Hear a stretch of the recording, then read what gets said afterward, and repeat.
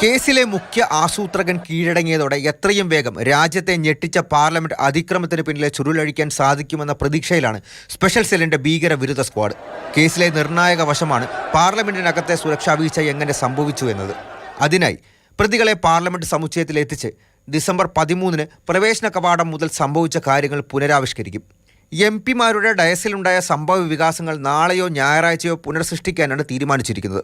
നിലവിൽ കസ്റ്റഡിയിലുള്ള 4 പ്രതികളെ ഗുരുഗ്രാമിലെ വിശാൽ ശർമ്മയുടെ വീട്ടിലെത്തിച്ച് തെളിവെടുപ്പ് നടത്തും. ലളിത് ഝായെ ഇടവേളകളില്ലാതെ ചോദ്യം ചെയ്യുന്ന നടപടികളാണ് ഇപ്പോൾ പുരോഗമിക്കുന്നത്.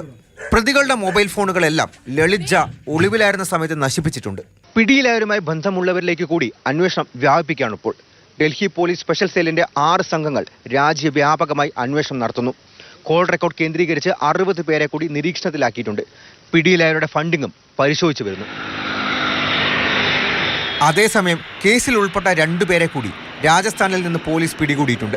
ലളിതിനെ ഒളിവിൽ പാർക്കാൻ സഹായിച്ച മഹേഷ്, കൈലാഷ് എന്നിവരെയാണ് പോലീസ് പിടികൂടിയത്.